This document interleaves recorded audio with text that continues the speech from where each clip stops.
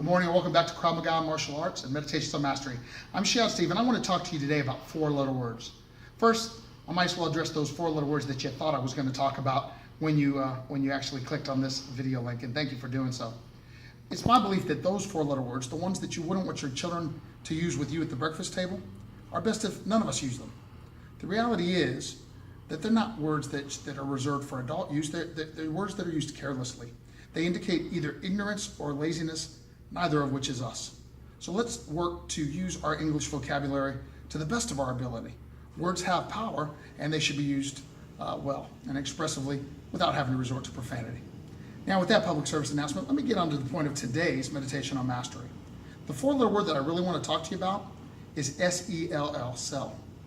The other day I was talking to one of my best students, one of my Ultimate Black Belt Challenge students, but she said, you know, you're a great salesman. And it was funny because it struck me a little wrong. And you know, with all the many years that I've been in business, there's no reason why I should feel offended or in any way bothered by the word sell, because the reality is all of us sell from the earliest moments in our life. Everybody is selling something, whether they say they are or not. And selling is a necessity, certainly for a business, but in anything in life. Anybody who's ever got the life of their dream or the job of their dream or anything else has sold themselves. So selling certainly is a part of what all of us do. And I was actually reserving these thoughts in this training at first just for my team. But then I thought, you know what, everybody needs to hear this. Because I thought, why do we think the wrong thing when we think of the word sell? And I realized that it's because what we don't want to be is sold something that we don't need. And so I want to talk about another four-letter word. I think that the reason that my student thinks I'm such a great salesperson is because I help, H-E-L-P. I look for the things that my students and customers need, what they the needs they would like us to fulfill. I ask questions so that I can truly be helpful. And in the process, we're able to deliver. Now I gotta tell you, a big part of being a helper instead of a seller is that you gotta be honest.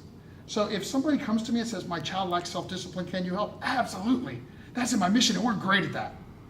You know, I want to get back in shape. I've been out of shape for a while. Will this help me with that? Absolutely. Do you have realistic self-protection? Absolutely. And we can help people in any of these ways. And by finding out what each one of them specifically needs, we can help them.